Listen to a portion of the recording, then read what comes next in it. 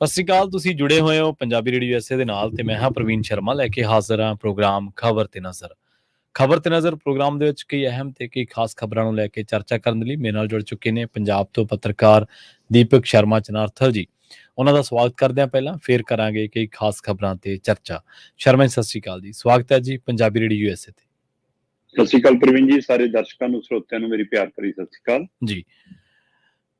Programme ਦੇ ਵਿੱਚ ਅੱਗੇ ਉਹਨਾਂ ਤੋਂ ਪਹਿਲਾਂ ਦੱਸਦੇ ਚੱਲੀਏ ਕਿ ਖਬਰ ਤੇ ਨਜ਼ਰ ਪ੍ਰੋਗਰਾਮ ਅੱਜ 31 ਮਈ 2023 ਦਾ ਪ੍ਰੋਗਰਾਮ ਹੈ ਤੇ ਦਿਨ ਅੱਜ ਬੁੱਧਵਾਰ ਹੈ। ਪੰਜਾਬੀ ਰੇਡੀਓ USA ਨੂੰ ਇਸ ਵੇਲੇ ਤੁਸੀਂ AM FM ਸਟੇਸ਼ਨਸ ਦੇ ਨਾਲ ਰੇਡੀਓ ਸੈੱਟ ਤੇ ਨੈਟ ਤੇ mobile app social media platform YouTube ਤੇ ਸੁਣ ਰਹੇ ਹੋ, ਦੇਖ ਰਹੇ ਹੋ। ਸਾਰੇ ਹੀ ਦਰਸ਼ਕਾਂ ਦਾ ਪ੍ਰੋਗਰਾਮ ਖਬਰ ਤੇ ਨਜ਼ਰ ਦੇ ਵਿੱਚ ਸਵਾਗਤ ਹੈ। ਪ੍ਰੋਗਰਾਮ ਨੂੰ ਸਪਾਂਸਰ ਕਰਦੇ ਨੇ ਖਾਲਸਾ ਇੰਸ਼ੋਰੈਂਸ ਏਜੰਸੀ ਵਾਲੇ, ਜਿਨ੍ਹਾਂ ਤੋਂ ਤੁਸੀਂ ਹਰ ਤਰੀਕੇ ਦੀ ਇੰਸ਼ੋਰੈਂਸ ਲੈ ਸਕਦੇ ਹੋ। ਇੰਸ਼ੋਰੈਂਸ ਬਾਰੇ ਪਤਾ ਕਰਨ ਲਈ ਉਹਨਾਂ ਦਾ ਨੰਬਰ ਹੈ 408-272-2500। ਟਰਕੀਅਨ ਇਮੀਗ੍ਰੇਸ਼ਨ ਲਾ ਫਰਮ ਵਾਲੇ ਜੇ ਟਰਕੀਅਨ ਅਟਾਰਨੀ ਟਰਕੀਅਨ ਦੇ ਨਾਲ ਤੁਸੀਂ US ਇਮੀਗ੍ਰੇਸ਼ਨ ਬਾਬਤ ਕੋਈ ਵੀ ਸਲਾਹ ਕਰਨੀ ਹੈ, ਕੋਈ ਸਵਾਲ ਪੁੱਛਣਾ ਹੈ ਤਾਂ ਉਹਨਾਂ ਦਾ ਨੰਬਰ ਹੈ 4159090503। ਗੁਰਦੀਪ ਸਿੰਘ ਵਿਰਦੀ ਕਲੋਵੇ, ਸਤਨਾਮ ਸਿੰਘ ਸ਼ੇਰਗਿਲ ਸਲਮਾ, ਵਿਸਲਾ ਫੈਮਿਲੀ ਫ੍ਰੈਜ਼ਨੋ, ਮਨਦੀਪ ਸਿੰਘ ਸੈਨ ਹੋਜ਼ੇ, ਮਨਜੀਤ ਸਿੰਘ ਸੈਨ ਹੋਜ਼ੇ। ਇਹਨਾਂ ਸਾਰੇ ਹੀ ਸਪਾਂਸਰ ਦਾ ਬਹੁਤ-ਬਹੁਤ ਧੰਨਵਾਦ। ਤੇ ਜੇਕਰ ਤੁਸੀਂ ਵੀ ਇਹਨਾਂ ਪ੍ਰੋਗਰਾਮਾਂ ਨੂੰ ਸਪਾਂਸਰ ਕਰਨਾ ਚਾਹੁੰਦੇ ਹੋ ਤਾਂ ਸਟੂਡੀਓ ਦਾ ਨੰਬਰ ਹੈ 4082725200। ਸ਼ਰਮਾ ਜੀ, ਖਬਰਾਂ ਦੇ ਵੱਲ ਆਈਏ ਤੇ ਸ਼ੁਰੂਆਤ ਕਰੀਏ ਪੰਜਾਬ ਸਰਕਾਰ ਤੋਂ। ਜਿਨ੍ਹਾਂ ਨੂੰ ਵਜ਼ੀਰੀਆਂ ਮਿਲੀਆਂ ਨੇ ਉਹਨਾਂ ਦੇ ਘਰ ਢੋਲ ਢਮੱਕੇ ਨੇ ਤੇ ਵਜ਼ੀਰੀਆਂ ਗਈਆਂ ਵੀ ਨੇ, ਜੇ ਨਵੀਆਂ ਆਈਆਂ ਨੇ ਤੇ ਗਈਆਂ ਵੀ ਨੇ। ਹੁਣ ਕਹਿੰਦੇ ਆ ਵੀ ਇਸੇ ਦਰਮਿਆਨ ਖਬਰ ਇਹ ਆ ਰਹੀ ਹੈ ਸਿਆਸੀ ਪਿੜ ਦੇ ਵਿੱਚੋਂ, ਸਿਆਸੀ ਸਫਾਂ ਦੇ ਵਿੱਚੋਂ, ਕਿ ਕੁਲਦੀਪ ਧਾਲੀਵਾਲ ਦੇ ਜਿਹੜੇ ਮਹਿਕਮੇ ਘਟਾਏ ਆ ਜਾਂ ਕੱਟ ਲਾਇਆ ਗਿਆ ਹੈ ਜਾਂ ਜਿਹੜੀ ਪਾਵਰਾਂ ਘਟਾਈਆਂ, ਸੀਮਤ ਕੀਤੀਆਂ ਗਈਆਂ, ਉਹ ਜਿਹੜੇ ਪਰ ਹੈ ਉਹ ਦਿੱਲੀ ਵਾਲੀ ਕੈਂਚੀ ਨੇ ਕੁਤਰੇ ਆ ਜੀ। ਬਿਲਕੁਲ ਜੀ, ਕੱਲ ਰੱਦੋ ਬਦਲ ਵੀ ਸੀ, ਵਿਭਾਗਾਂ ਦੀ ਫੇਰ ਬਦਲ ਵੀ ਸੀ ਤੇ ਨਵੇਂ ਮੰਤਰੀ ਵੀ ਸ਼ਾਮਲ ਹੋਏ ਨੇ। ਔਰ ਜਿਹੜੇ ਮੰਤਰੀਆਂ ਦਾ ਵਜ਼ੀਰੀਆਂ ਜਾਣ ਦਾ ਸਿਲਸਿਲਾ ਹੈ ਉਹ ਨਿੱਜਰ ਤੇ ਆ ਕੇ ਰੁਕਿਆ ਹੈ। ਅਜੇ ਇਹ ਸਵਾ ਕੁ ਸਾਲ ਦੇ ਦਰਮਿਆਨ ਹੀ 3 ਮੰਤਰੀ ਸਿੱਧੇ ਕੈਬਨਿਟ ਚੋਂ ਬਾਹਰ ਹੋ ਚੁੱਕੇ ਨੇ ਹੁਣ ਤੱਕ, ਜਿਨ੍ਹਾਂ ਦੇ ਵਿੱਚ ਵਿਜੇ ਸਿੰਗਲਾ ਪਹਿਲੇ ਸੀ, ਸਰਾਰੀ ਦੂਜੇ ਸੀ ਤੇ ਤੀਜੇ ਹੁਣ ਨਿੱਜਰ ਨੇ। ਪਹਿਲੇ 2 ਭ੍ਰਸ਼ਟਾਚਾਰੀ ਕਮਿਸ਼ਨ ਉਹਨਾਂ ਹਵਾਲਿਆਂ ਨਾਲ ਗਏ ਨੇ ਤੇ ਤੀਜੇ ਨਿੱਜੀਕਰਨ ਦਾ ਹਵਾਲਾ ਦੇ ਕੇ ਗਏ ਨੇ। ਪਰ ਇਹਦੇ ਵਿੱਚ ਵੀ ਕੁਝ ਕਾਫੀ ਕਾਰਨ ਮੰਨਦੇ ਨੇ। ਕੋਈ ਕਹਿੰਦਾ ਸਥਾਨਕ ਸਰਕਾਰਾਂ ਵਾਲਾ ਵਿਭਾਗ 'ਚ ਵਧੀਆ ਕੰਮ ਨਹੀਂ ਕਰਕੇ ਦਿਖਾ ਸਕੇ ਨਿੱਜਰ ਜੀ। ਕੋਈ ਕਹਿੰਦਾ ਸਰਕਾਰ ਦੇ ਵਿੱਚ ਆਪਣੀ ਟੀਮ ਨਾਲ ਤਾਲਮੇਲ ਨਹੀਂ ਰੱਖ ਸਕੇ ਜੀ। ਕੋਈ ਕਹਿੰਦਾ ਮੁੱਖ ਮੰਤਰੀ ਭਗਵੰਤ ਮਾਨ ਨੂੰ ਤਸੱਲੀ ਨਹੀਂ ਕਰਾ ਸਕੇ ਜੀ। ਕੋਈ ਕਹਿੰਦਾ ਬਰਜਿੰਦਰ ਹਮਦਰਦ ਵਾਲਾ ਮਾਮਲਾ ਜੀ ਉਹ ਬੜਾ ਬਣ ਗਿਆ ਇਸ ਲਈ ਜੀ। ਕਈ ਕਹਿੰਦੇ ਜਿਹੜਾ ਹੋਟਲ ਇੰਡਸਟਰੀ ਵਾਲਾ ਇਸ਼ੂ ਸੀਗਾ ਉਹ ਵੱਡਾ ਬਣ ਗਿਆ ਕਿ ਅੰਮ੍ਰਿਤਸਰ ਦੇ ਵਿੱਚ। ਸੋ ਇਸ ਲਈ ਇਹ ਸਾਰੇ ਕਾਰਨ ਕਹਿੰਦੇ ਜੀ ਨਿੱਜਰ ਦੇ ਇਹਨਾਂ ਚੋਂ ਕੋਈ ਨਾ ਕੋਈ ਕਾਰਨ ਜਾਂ ਕਈ ਮਿਲਾ ਕੇ ਕਾਰਨ ਬਣੇ ਕਿ ਨਿੱਜਰ ਨੂੰ ਅਸਤੀਫਾ ਦੇਣਾ ਪਿਆ। ਕਿਉਂਕਿ ਦੇਰ ਨਹੀਂ ਲਾਈ, ਉਹਨੇ ਅਸਤੀਫਾ ਦਿੱਤਾ ਨਹੀਂ ਜਦ ਰਾਜਪਾਲ ਕੋਲ ਪਹੁੰਚ ਗਿਆ। ਇਸ ਲਈ ਉਹਨੂੰ ਪੁੱਛਣ ਦੀ, ਮਨਾਉਣ ਦੀ, ਇਹਦਾ ਮਤਲਬ ਤੈਅ ਸੀਗਾ ਦੇ ਤੂੰ ਅਸਤੀਫਾ।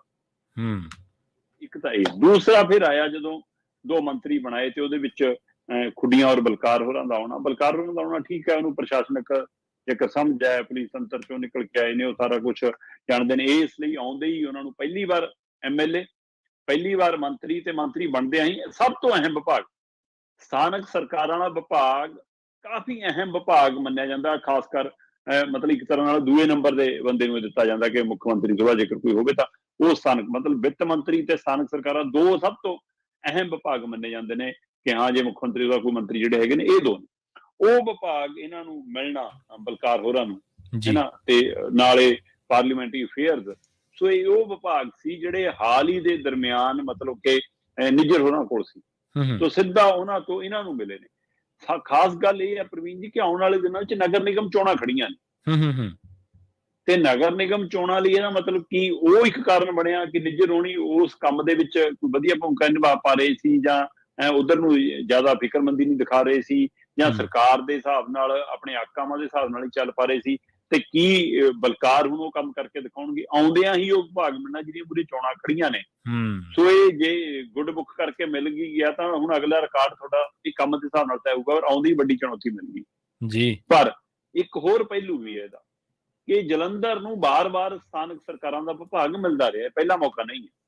ਠੀਕ ਹੈ। ਜਿਹੜੇ ਹਲਕੇ ਤੋਂ ਖੁਦ ਬਲਕਾਰ ਆਉਂਦੇ ਨੇ, ਕਰਤਾਰਪੁਰ ਹਲਕੇ ਤੋਂ, ਉਸੇ ਹਲਕੇ ਤੋਂ ਮਤਲਬ ਕਿ ਚੌਧਰੀ ਹੋਰੀ ਰਹੇ ਨੇ ਇੱਥੋਂ, ਹੈ ਨਾ, ਚੌਧਰੀ ਜਗਜੀਤ ਹੋਰੀ ਕੇ ਚੌਧਰੀ ਸੰਤੋਖ ਹੋਰੀ, ਉਹਨਾਂ ਨੂੰ ਇਹ ਵਿਭਾਗ ਮਿਲਦਾ ਰਿਹਾ। ਸੋ ਇਸ ਲਈ ਹਲਕਾ ਕਰਤਾਰਪੁਰ ਤੋਂ ਚੌਧਰੀ ਜਗਜੀਤ ਸਿੰਘ ਚੌਧਰੀ ਜਗਜੀਤ ਸਿੰਘ ਹੋਰੀ ਵੀ ਇੱਥੋਂ ਸਥਾਨਕ ਸਰਕਾਰਾਂ ਦੇ ਮੰਤਰੀ ਰਹੇ ਨੇ। ਹੋਰ ਛੱਡੋ ਚੁੰਨੀ ਲਾਲ ਭਗਤ ਹੋਰੀ ਜਾਂ ਮਨੋਜਨ ਕਾਲੀਆ ਹੋਰੀ ਜੀ, ਸਥਾਨਕ ਸਰਕਾਰਾਂ ਵਿਭਾਗ ਕਰਤਾਰਪੁਰ ਹਲਕੇ ਨੂੰ ਵੀ ਮਤਲਬ ਪਹਿਲਾਂ ਮਿਲਦਾ ਰਿਹਾ ਤੇ ਹੁਣ ਫਿਰ ਮਿਲ ਗਿਆ, ਜਾਂ ਜਲੰਧਰ ਜ਼ਿਲ੍ਹੇ ਨੂੰ ਪਹਿਲਾਂ ਮਿਲਦਾ ਰਿਹਾ ਹੁਣ ਫਿਰ ਮਿਲ ਗਿਆ। ਬੇਸ਼ੱਕ ਹਾਲ ਹੀ ਚ ਬ੍ਰਹਮ ਮਿੰਦਰਾ ਦੇ ਹਵਾਲੇ ਨਾਲ ਪਟਿਆਲੇ ਵੀ ਰਿਹਾ ਹੈ। ਸੋ ਇਸ ਲਈ ਇਹਦੀ ਇੱਕ ਅਹਿਮੀਅਤ ਇਹ ਵੀ ਹੈ। ਪਰ ਦੂਸਰੇ ਪਾਸੇ ਜਿਹੜਾ ਸਵਾਲ ਸਭ ਤੋਂ ਵੱਡਾ ਕੁਲਦੀਪ ਧਾਲੀਵਾਲ ਨੂੰ ਲੈ ਕੇ, ਕੁਲਦੀਪ ਧਾਲੀਵਾਲ ਨੂੰ ਲੈ ਕੇ ਸਾਰੇ ਹੈਰਾਨ ਨੇ ਕਿ ਏਦਾਂ ਕਿਵੇਂ ਹੋ ਗਿਆ। ਠੀਕ ਹੈ, ਮਤਲਬ ਖੁੱਡੀਆਂ ਹੋਰਾਂ ਦਾ ਆਉਣਾ ਇਸ ਨੂੰ ਇਸ ਪ੍ਰਤੀਕ ਵਜੋਂ ਦੇਖਿਆ ਜਾ ਰਿਹਾ ਕਿ ਲੰਬੀ ਅਹਿਮ ਹਲਕਾ ਮੰਨਿਆ ਜਾਂਦਾ ਰਿਹਾ, ਉੱਥੋਂ ਮੁੱਖ ਮੰਤਰੀ ਨਿਕਲਦੇ ਰਹੇ ਨੇ ਤੇ ਉਹਨਾਂ ਨੂੰ ਹਰਾਉਣਾ ਉਸ ਹਾਰ ਦੇ ਨਾਤੇ ਕਿ ਉਹ ਐਡੀ ਬੜੀ ਧਿਰ ਨੂੰ ਹਰਾ ਕੇ ਆਏ ਨੇ, ਉਸ ਨੂੰ ਲੈ ਕੇ ਮਤਲਬ ਕਿ ਇਹ ਉਹਨਾਂ ਨੂੰ ਵਿਭਾਗ ਦਿੱਤਾ ਗਿਆ ਜਾਂ ਉਹਨਾਂ ਨੂੰ ਮੰਤਰੀ ਮੰਡਲ ਚ ਲਿਆ ਗਿਆ। ਫਿਰ ਉਹਨੂੰ ਖੇਤੀਬਾੜੀ, ਉਹ ਸਧਾਰਨ ਖੇਤੀ ਵਾਲੇ ਪਰਿਵਾਰਾਂ ਚੋਂ ਆਉਂਦੇ ਨੇ, ਬੜੀ ਨਰਮ ਦਿੱਖ ਵਾਲੇ ਮੰਨੇ ਜਾਂਦੇ ਨੇ, ਇਸ ਲਈ ਕਹਿੰਦੇ ਕਿ ਉਹਨਾਂ ਦੀ ਉਸ ਨਾਤੇ ਦਿੱਤਾ ਗਿਆ। ਪਰ ਗੌਰ ਕਰਨ ਵਾਲੀ ਗੱਲ ਇਹ ਹੈ ਕਿ ਜੇ ਖੇਤੀ ਵਿਭਾਗ ਧਾਲੀਵਾਲ ਤੋਂ ਲੈ ਕੇ ਇਹਨਾਂ ਨੂੰ ਦਿੱਤਾ ਤੇ ਪਰ ਵਿਭਾਗ ਤਾਂ ਟਰਾਂਸਪੋਰਟ ਵਾਲੇ ਮੰਤਰੀ ਦੇ ਵੀ ਵਧਾਤੇ ਖਾਸੀ, ਤੇ ਉਹ ਲਏ ਕਿਤੋਂ ਨੇ ਕੁਲਦੀਪ ਧਾਲੀਵਾਲ ਤੋਂ। ਫਿਰ ਇਹਦਾ ਕੀ ਕਾਰਨ ਹੈ ਜੀ? ਇਹ ਹੋਵੇ ਕਿ ਨਵੇਂ ਮੰਤਰੀ ਆਏ ਨੂੰ ਕੁਝ ਦੇਣਾ ਪਈ, ਇਸ ਲਈ ਇੱਕ ਵਿਭਾਗ ਲੈ ਲਿਆ।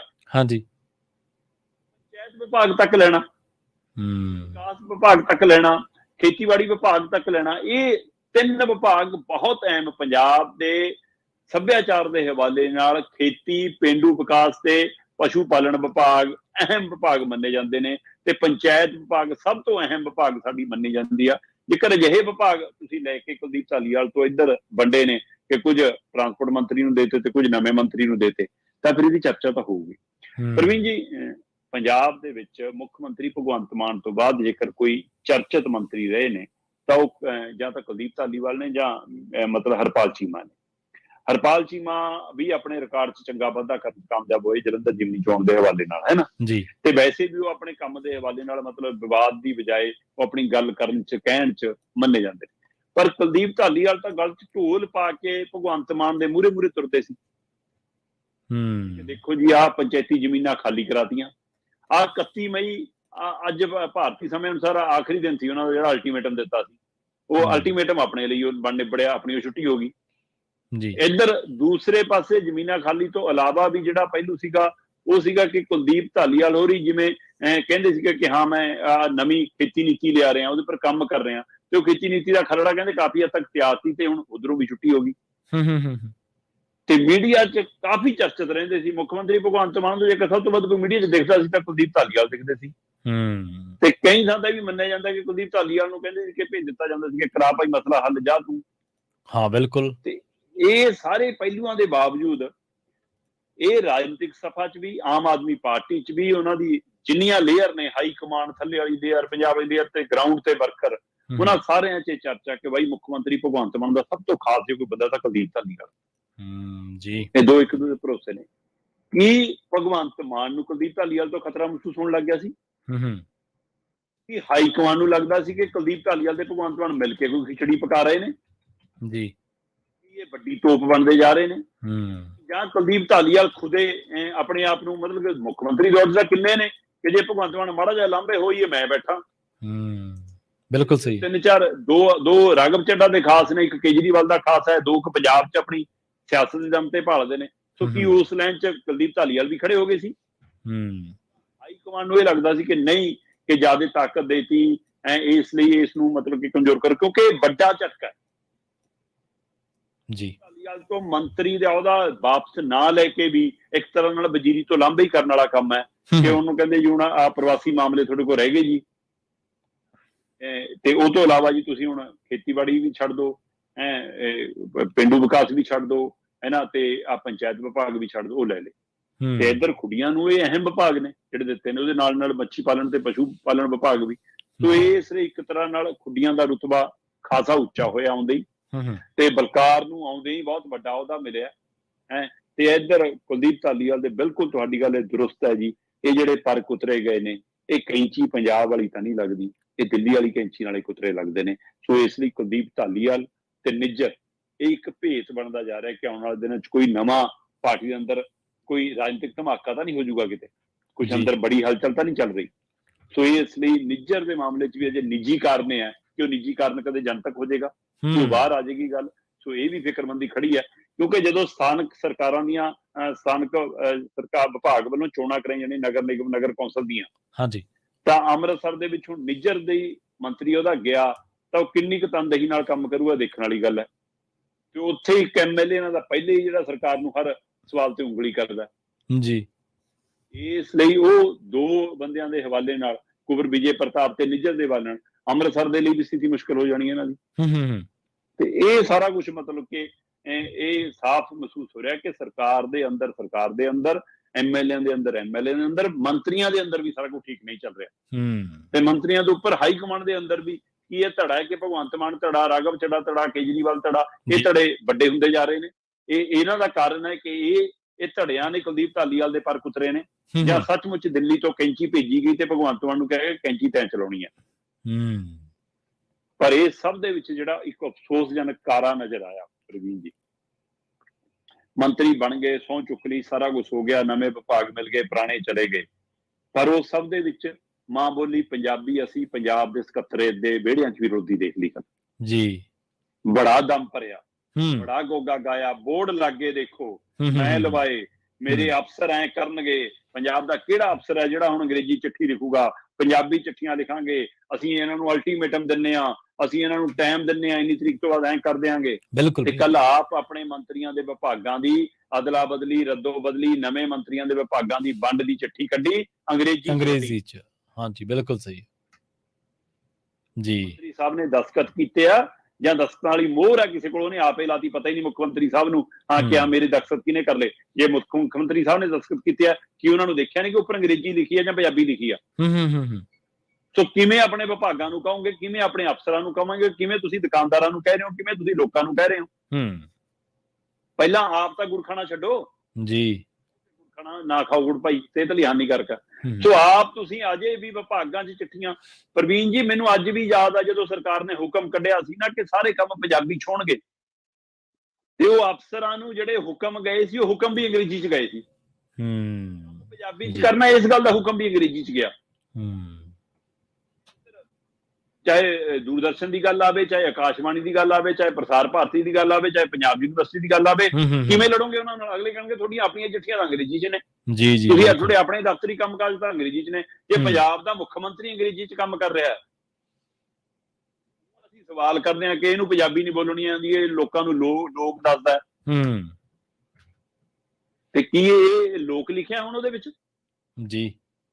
ਸੋ ਇਸ ਲਈ ਇਹ ਵੱਡਾ ਸਵਾਲ ਹੈ ਕਿ ਭਾਈ ਪਹਿਲਾਂ ਪੰਜਾਬ ਦੇ ਆਪਣੀ ਧਿਰ ਨੂੰ, ਪੰਜਾਬ ਦੇ ਆਪਣੇ ਧੀਆਂ ਪੁੱਤਾਂ ਨੂੰ ਪੰਜਾਬੀ ਨੂੰ ਬਣਦਾ ਰੁਤਬਾ, ਉਹ ਸਤਿਕਾਰ, ਉਹ ਮਾਣ, ਉਹ ਸਥਾਨ ਦੇਣਾ ਪੈਣਾ, ਫਿਰ ਅਸੀਂ ਦੂਏ ਕਨੀ ਉਂਗਲ ਕਰ ਸਕਦੇ ਹਾਂ। ਸੋ ਮੁੱਖ ਮੰਤਰੀ ਭਗਵੰਤ ਮਾਨ ਸਾਹਿਬ ਕੱਲ ਜੋ ਚਿੱਠੀ ਜਾਰੀ ਕੀਤੀ ਆ, ਮੈਨੂੰ ਲੱਗਦਾ ਇਹਨੂੰ ਵਾਪਸ ਲੈਣ, ਪੰਜਾਬੀ 'ਚ ਚਿੱਠੀ ਜਾਰੀ ਕਰਕੇ ਕਹਿਣ ਕਿ ਅੱਜ ਤੋਂ ਸਿਰਫ ਪੰਜਾਬੀ 'ਚ ਕੰਮ ਹੋਏਗਾ। ਜਿਹੜਾ ਰਾਬਤਾ ਤੁਸੀਂ ਦਿੱਲੀ ਨਾਲ ਕਰਨਾ, ਜਿਹੜਾ ਰਾਬਤਾ ਤੁਸੀਂ ਕੇਂਦਰ ਸਰਕਾਰ ਨਾਲ ਕਰਨਾ, ਮੈਂ ਕਹਿੰਦਾ ਉੱਥੇ ਵੀ ਪਹਿਲਾਂ ਪੰਜਾਬੀ 'ਚ ਲਾ ਕੇ ਥੱਲੇ ਲਾ ਲਓ ਉਸੇ ਵਾਲੀਆਂ ਚਿੱਠੀਆਂ, ਹਾਂਜੀ ਬਿਲਕੁਲ, ਲਾ ਲਓ ਅੰਗਰੇਜ਼ੀ 'ਚ, ਲਾ ਲਓ ਹਿੰਦੀ 'ਚ, ਪਰ ਉੱਪਰ ਚਿੱਠੀ ਥੋੜੀ ਪੰਜਾਬੀ ਜਾਵੇ, ਇਹਨਾਂ ਨੂੰ ਪਤਾ ਲੱਗੇ ਕਿ ਪੰਜਾਬ ਤੋਂ ਆਇਆ ਭਾਈ ਜੀ। 4 ਅੱਖਰ ਸਿੱਖ ਲੈਣਗੇ ਸ਼ਾਇਦ ਹੋਰ ਅਫਸਰ ਵੀ, ਪਰ ਜਦੋਂ ਤੁਸੀਂ ਅੰਗਰੇਜ਼ੀ ਚਿੱਠੀਆਂ ਕੱਢਦੇ ਹੋ ਤਾਂ ਪੰਜਾਬ 'ਚ ਬਾਹਰੋਂ ਡੈਪੂਟੇਸ਼ਨ ਤੇ ਆਏ ਅਫਸਰ ਵੀ ਕਹਿੰਦੇ ਕੋਈ ਨਾ ਕੰਮ ਚੱਲਦਾ, ਸਾਨੂੰ ਕੀ ਲੋੜ ਹੈ ਅੰਗਰੇਜ਼ੀ ਜਾਂ ਹਿੰਦੀ ਨਾਲ ਕੰਮ ਸਰੀ ਜਾਂਦਾ, ਅਸੀਂ ਕਿਉਂ ਪੰਜਾਬੀ ਸਿੱਖਣੀ ਆ? ਤੇ ਜਦੋਂ ਕਿ ਜਿਹੜੇ ਵੀ ਅਫਸਰ ਨੇ, ਅਧਿਕਾਰੀ ਨੇ, ਪੰਜਾਬ ਆਉਣਾ ਹੋਵੇ, ਚੰਡੀਗੜ੍ਹ ਆਉਣਾ ਹੋਵੇ, 3 ਮਹੀਨਿਆਂ 'ਚ ਉਹਨਾਂ ਨੂੰ ਆਪਣੀ ਪੂਰੇ ਦੀ ਭਾਸ਼ਾ ਸਿੱਖਣਾ ਲਾਜ਼ਮੀ ਹੈ ਜੀ। ਜੇ ਨੌਕਰੀ ਹੈ ਤਾਂ ਨੌਕਰ ਹੋ ਲੋਕਾਂ ਦੇ। ਹਾਂ ਬਿਲਕੁਲ। ਤੇ ਪਰ ਜੇਕਰ ਤੁਸੀਂ ਲੋਕਾਂ ਦੇ ਹਿਸਾਬ ਨਾਲ ਕੰਮ ਹੀ ਨਹੀਂ ਕਰਨਾ, ਤੇ ਕੰਮ ਜਿਨ੍ਹਾਂ ਨੇ ਕੰਮ ਲੈਣਾ, ਜੇਕਰ ਉਹੀ ਕਹਿੰਦੇ ਨੇ ਚੱਲਣ ਦੇ ਕੰਮ ਅੰਗਰੇਜ਼ੀ 'ਚ, ਅਫਸੋਸ ਕੱਲ ਬਹੁਤ ਤਕਲੀਫ ਹੋਈ, ਦੁੱਖ ਲੱਗਿਆ। ਜਿਹੜੀ ਸਰਕਾਰ ਤੋਂ ਉਮੀਦ ਸੀ ਕਿ ਇਹ ਪੰਜਾਬੀ ਦੇ ਲਈ ਸ਼ਾਇਦ ਕੁਝ ਕਰੂਗੀ, ਇਹ ਉਵੇਂ ਹੀ ਬਾਦਲਾ ਮੰਗ ਸਿਰਫ ਨੋਟਿਸ ਕੱਢਣ ਦੇ ਵਿੱਚ, ਇਹ ਉਵੇਂ ਹੀ ਪੰਜਾਬ ਦੀ ਵਿਧਾਨ ਸਭਾ 'ਚ ਕੈਪਟਨ ਤੇ ਚੰਨੀ ਮੰਗ ਮਤੇ ਲਿਆਉਣ 'ਚ ਉਹੀ ਜਿਹੀ ਕੁਝ ਸਾਬਤ ਹੋ ਰਹੇ ਨੇ। ਸਿਰਫ ਡਰਾਮਾ ਹੈ, ਮਾਂ ਬੋਲੀ ਨੂੰ ਤਨਦੇਹੀ ਨਾਲ ਲਾਗੂ ਕਰਾਉਣ ਦਾ ਕਿਸੇ ਦਾ ਹਈਆ ਨਹੀਂ, ਕਿਸੇ ਦੀ ਮਤਲਬ ਕਿ ਕੋਈ ਉਹਦੇ ਵਿੱਚ ਦ੍ਰਿੜ ਸ਼ਕਤੀ ਨਹੀਂ ਨਜ਼ਰ ਆਉਂਦੀ। ਜੀ ਜੀ ਜੀ ਸ਼ਰਮਾ ਜੀ, ਅਗਲੀ ਗੱਲ ਕਰਕੇ ਸਾਡੇ ਮੌਜੂਦਾ ਮੁੱਖ ਮੰਤਰੀ ਸਾਹਿਬ ਤੇ ਸਾਬਕਾ ਮੁੱਖ ਮੰਤਰੀ ਜੀ, ਜਿਨ੍ਹਾਂ ਦੇ ਵਿੱਚ ਭਗਵੰਤ ਮਾਨ ਜੀ ਤੇ ਚਰਨਜੀਤ ਚੰਨੀ ਜੀ, ਇਹ ਕਹਿੰਦੇ ਹੁਣ ਸੌਂਕੜਾਂ ਵਾਂਗੂ ਲੜੀ ਜਾਂਦੇ ਦੋਨੇ ਜਣੇ। ਨਹੀਂ, ਉਹ ਆਪਾਂ ਸ਼ਾਇਦ ਪਹਿਲਾਂ ਵੀ ਉਸ ਦਿਨ ਗੱਲ ਕਰ ਰਹੇ ਸੀ ਜਦੋਂ ਇਹ ਕਾਰਵਾਈ ਸ਼ੁਰੂ ਹੋਈ ਹੈ, ਕਿ ਉਹ ਦੁਪਹਿਰ ਨੂੰ ਜਿਹੜੇ ਜਨਾਨੀ ਵਾਲੇ ਨਾਟਕ ਆਉਂਦੇ ਆ ਨਾ ਟੈਲੀਵਿਜ਼ਨਾਂ ਤੇ, ਉਹ ਨਾਟਕ ਬਣਾ ਕੇ ਰੱਖਦੇ ਇਹਨਾਂ ਨੇ। ਇਹ ਉਵੇਂ ਮਤਲਬ ਕਿ ਐਪੀਸੋਡ ਆਉਂਦਾ ਹੈ, ਇੱਕ ਧਰਮਸ਼ਾਲਾ ਵਾਲਾ ਐਪੀਸੋਡ ਆ ਗਿਆ, ਇੱਕ ਗੁਰਦੁਆਰੇ ਜਾ ਕੇ ਸਹੁੰ ਚੁੱਕਣ ਵਾਲਾ ਐਪੀਸੋਡ ਆ ਗਿਆ, ਇੱਕ ਫਿਰ ਟਵੀਟ ਵਾਲਾ ਐਪੀਸੋਡ ਆ ਗਿਆ, ਫਿਰ ਇੱਕ ਬਿਆਨ ਵਾਲਾ ਐਪੀਸੋਡ ਆ ਗਿਆ, ਹੁਣ ਕੱਲ ਪ੍ਰੈਸ ਕਾਨਫਰੰਸ ਵਾਲਾ ਐਪੀਸੋਡ ਸੀ। ਮਤਲਬ ਤੁਸੀਂ ਨਟੰਕੀ ਕਰ ਰਹੇ ਹੋ। ਜੇ ਦੇਖੋ ਤੁਹਾਡੇ ਕੋਲ ਤੱਥ ਨੇ, ਸਬੂਤ ਨੇ, ਪਰਚਾ ਕਰੋ, ਕਾਰਵਾਈ ਕਰੋ, ਤੱਥ ਸਾਹਮਣੇ ਲਿਆਓ, ਅਦਾਲਤ 'ਚ ਰੱਖੋ। ਜੀ ਬਿਲਕੁਲ। ਸਿਰਫ ਮਤਲਬ ਇਹ ਕਿੰਨਾ ਮਤਲਬ ਕਿ ਜੇਕਰ ਤੁਹਾਨੂੰ ਲੱਗਦਾ ਹੈ ਕਿ ਧੋਖਾ ਹੈ ਤਾਂ ਰਿਸ਼ਵਤ ਲੈਣੀ ਤੇ ਦੇਣੀ, ਚਾਹੇ ਉਹ 2 ਲੱਖ ਦੀ ਚਾਹੇ 2 ਕਰੋੜ ਦੀ। ਹੂੰ। ਜੇ ਉਹ 2 ਕਰੋੜ ਮੰਗਿਆ ਸੀ 2 ਲੱਖ ਦੇਣ ਗਿਆ ਸੀ ਤਾਂ ਉਹ ਵੀ ਤਾਂ ਗੁਨਾਹਗਾਰ ਹੈ ਜੀ। ਕਿਉਂ ਗਿਆ ਉਹ? 2 ਲੱਖ ਵੀ ਤਾਂ ਰਿਸ਼ਵਤ ਹੈ। ਪ੍ਰਵੀਨ ਜੀ, ਮੈਂ ਇਮਾਨਦਾਰ ਹਾਂ, ਮੈਂ ਦਮ ਭਰੀ ਜਾਣਾ, ਪਤਾ ਤਾਂ ਉਦੋਂ ਲੱਗੂ ਨਾ ਜਦੋਂ ਮੈਨੂੰ ਖਰੀਦਿਆ ਜਾ ਰਿਹਾ। ਜਿੱਦਣ ਹਾਂਜੀ ਬਿਲਕੁਲ ਬਿਲਕੁਲ। ਵਿਕਿਆ ਬੰਦਾ ਲੱਖ ਦਾ, ਵਿਕਿਆ ਬੰਦਾ ਕੱਖ ਦਾ, ਚਾਹੇ 1 ਚ ਵਿਕੋ ਚਾਹੇ ਲੱਖ ਚ ਵਿਕੋ, ਜੇ ਤੁਸੀਂ ਵਿਕੇ ਹੋ ਤਾਂ ਤੁਸੀਂ ਭ੍ਰਸ਼ਟਾਚਾਰੀ ਹੋ। ਕੱਖ ਰਹਿ ਗਏ ਤੁਸੀਂ, ਬਿਲਕੁਲ ਸਹੀ। ਤੇ ਇਸ ਲਈ ਜੇਕਰ ਚਾਹੇ ਉਹ 2 ਲੱਖ ਲੈ ਕੇ ਗਏ ਸੀ ਚਾਹੇ 2 ਕਰੋੜ ਲੈ ਕੇ ਗਏ ਸੀ, ਜੇ ਚੰਨੀ ਦੇ ਜਾਂ ਚੰਨੀ ਦੇ ਭਾਣਜਿਆਂ ਨੇ ਪੈਸੇ ਮੰਗੇ ਨੇ ਤਾਂ ਹੁਣ ਤੱਕ ਅੰਦਰ ਹੋਣੇ ਚਾਹੀਦੇ ਸੀ। ਉਹ ਹੁਣ ਤੱਕ ਬਖਸ਼ੇ ਕਿਉਂ ਨੇ? ਕਾਰਵਾਈ ਕਰੋ ਤੇ ਅਦਾਲਤ ਹੱਥ ਰੱਖੋ, ਸਬੂਤ ਰੱਖੋ ਤੇ ਅਗਲੇ ਨੂੰ ਸਜ਼ਾ ਕਰਾਓ ਜੀ। ਤੇ ਜਿਹੜੇ 2 ਲੱਖ ਵੀ ਲੈ ਕੇ ਗਏ ਇਹਨਾਂ ਨੂੰ ਪੁੱਛੋ ਕਿ 2 ਲੱਖ ਕਿੱਥੋਂ ਆ ਗਿਆ, ਫਿਰ ਕਿਉਂ ਲੈ ਕੇ ਗਏ, ਦੇਣ ਕਿਉਂ ਗਏ? ਜੇ ਉਹਨਾਂ ਦਾ ਕ੍ਰਾਈਟੇਰੀਆ ਪੂਰਾ ਸੀ ਉਸ ਸਮੇਂ ਮੀਡੀਆ 'ਚ ਕਿਉਂ ਨਹੀਂ ਆ ਗਏ? ਘੱਟੋ ਘੱਟ ਉਸ ਸਮੇਂ ਮੀਡੀਆ ਸਰਕਾਰ ਦੀ ਬੋਲੀ ਤਾਂ ਨਹੀਂ ਬੋਲਦਾ ਸੀ। ਉਸ ਸਮੇਂ ਤਾਂ ਮੀਡੀਆ ਦੱਬ ਕੇ ਕੰਮ ਕਰ ਰਿਹਾ ਸੀ ਆਪਣਾ। ਬਿਲਕੁਲ ਬਿਲਕੁਲ। ਉਸ ਸਮੇਂ ਤਾਂ ਸਾਰੇ ਮੀਡੀਆ ਦੀਆਂ ਵੀਡੀਓ ਇਹੀ ਆਮ ਆਦਮੀ ਪਾਰਟੀ ਵਾਲੇ ਸ਼ੇਅਰ ਕਰਦੇ ਸੀ। ਕਰਦੇ ਸੀ। ਅੱਜ ਉਹਨਾਂ ਹੀ ਮੀਡੀਆ ਦੀਆਂ ਤਕਲੀਫ ਨੇ ਇਹਨਾਂ ਨੂੰ, ਬੋਲਦੇ ਨੇ ਜੀ। ਸੋ ਸਵਾਲ ਇਹ ਹੈ ਕਿ ਇਹ ਸਿਰਫ ਨਾਟਕ ਹੈ, ਇਹ ਡਰਾਮਾ ਹੈ। ਹੁਣ ਵੱਡੀ ਗੱਲ ਤਾਂ ਇਹ ਹੈ, ਇੱਕ ਪਾਸੇ ਪ੍ਰਗਟ ਸਿੰਘ ਤੋਂ ਵੱਧ ਮੈਂ ਨਹੀਂ ਕਹਿੰਦਾ ਕਿ ਉਹ ਰਾਜਨੀਤੀ ਕਰ ਰਿਹਾ ਹੈ ਚੰਨੀ, ਮੈਂ ਨਹੀਂ ਕਹਿੰਦਾ ਭਗਵੰਤ ਮਾਨ ਰਾਜਨੀਤੀ ਕਰ ਰਿਹਾ, ਮੈਂ ਕਹਿੰਦਾ ਇਹ ਸਾਰੇ ਰਾਜਨੀਤਿਕ ਲੀਡਰ ਨੇ ਰਾਜਨੀਤੀ ਕਰਨਗੇ। ਇੱਥੋਂ ਤੱਕ ਕਿ ਪ੍ਰਤਾਪ ਬਾਜਵਾ ਕੱਲ ਪੂਰਾ ਨਾਟਕ ਕਰ ਰਿਹਾ ਸੀ। ਅੱਛਾ, ਕਹਿੰਦਾ ਸਭ ਤੋਂ ਵੱਧ ਭਗਵੰਤ ਮਾਨ ਦਿਖਾਉਂਦਾ, ਮਤਲਬ ਇਹ ਵੀ 2 ਕਰੋੜ ਮੰਗਦਾ। ਮਤਲਬ ਇਹ ਹਲਕੇ ਪੱਧਰ ਦੀਆਂ ਗੱਲਾਂ ਹੈ ਨਾ, ਕਿ ਉਹ ਜਿੱਥੇ ਵੀ ਕਿਤੇ ਵਿਕਟਰੀ ਦਾ ਨਿਸ਼ਾਨ ਬਣਾਉਂਦਾ, ਹੁਣ ਕਹਿੰਦਾ ਉਹਦਾ ਮਤਲਬ ਇਹ ਹੁੰਦਾ ਕਿ 2 ਕਰੋੜ ਮੰਗਦਾ ਉਹ ਹਰ ਵਾਰ ਕਹਿੰਦਾ। ਮਤਲਬ ਇਹ ਪ੍ਰਤਾਪ ਬਾਜਵਾ ਵਿਰੋਧੀ ਧਿਰ ਦੇ ਲੀਡਰ ਦੇ ਅੰਦਾਜ਼ ਨੇ। ਚਲੋ ਇਹ ਸਾਰੇ ਲੋਕ ਲੀਡਰ ਰਾਜਨੀਤੀ ਕਰਦੇ, ਰਾਜਨੀਤੀ ਕਰਨ, ਪਰ ਇਹਨਾਂ ਸਾਰਿਆਂ 'ਚ ਇੱਕ ਬੰਦਾ ਲੱਗਦਾ, ਪੰਜਾਬ ਨੂੰ ਲੱਗਦਾ ਕਿ ਘੱਟੋ ਘੱਟ ਪ੍ਰਗਟ ਸਿੰਘ ਜੈਨੂਨ ਗੱਲ ਕਰਦਾ। ਪ੍ਰਗਟ ਸਿੰਘ ਖਿਡਾਰੀ ਰਿਹਾ ਜੀ, ਉਹ ਖੇਡ ਜਗਤ ਨੂੰ ਵੀ ਜਾਣਦਾ ਤੇ ਉਹ ਖੇਡ ਦੇ ਪੈਮਾਨੇ ਦੇ ਤਹਿਤ, ਖੇਡ ਕੋਟੇ ਤਹਿਤ ਨੌਕਰੀਆਂ ਕਿਵੇਂ ਮਿਲਣੀਆਂ ਕਿਵੇਂ ਨਹੀਂ ਮਿਲਣੀਆਂ ਉਹਦਾ ਵੀ ਉਹਨੂੰ ਆਕਲਣਾ ਤੇ ਉਮੀਦ ਕੀਤੀ ਜਾਂਦੀ ਹੈ ਕਿ ਘੱਟੋ ਘੱਟ ਉਹ ਬੰਦਾ ਝੂਠ ਨਹੀਂ ਬੋਲਦਾ। ਹਾਂਜੀ ਬਿਲਕੁਲ। ਤੇ ਕੱਲ ਪ੍ਰਗਟ ਸਿੰਘ ਨੇ ਬੈਠ ਕੇ ਕਿਹਾ ਕਿ ਭਾਈ ਇਹਦਾ ਕ੍ਰਾਈਟੇਰੀਆ ਬਣਦਾ ਹੀ ਨਹੀਂ ਸੀ ਕੋਟੇ ਤਹਿਤ ਨੌਕਰੀ ਦਾ। ਉਹ ਕਹਿੰਦਾ ਇਹ ਜਿਹੜੀ ਕੈਟਾਗਰੀ 'ਚ ਆਉਂਦਾ ਹੈ, ਉਸ ਡੀ ਕੈਟਾਗਰੀ 'ਚ ਜੇਕਰ ਇਹਦੇ ਨੰਬਰ ਵੀ ਆਏ ਨੇ ਤਾਂ ਉਸ ਕੈਟਾਗਰੀ ਤਹਿਤ ਖੇਡ ਕੋਟੇ 'ਚ ਨੌਕਰੀ ਨਹੀਂ ਮਿਲ ਸਕਦੀ। ਉਹ ਘੱਟੋ ਘੱਟ DSP ਰੈਂਕ ਵਾਲੀ A ਕਲਾਸ ਵਾਲੀ ਨੌਕਰੀ ਤਾਂ ਬਿਲਕੁਲ ਨਹੀਂ ਬਣਦੀ। ਬਿਲਕੁਲ ਸਹੀ ਹੈ।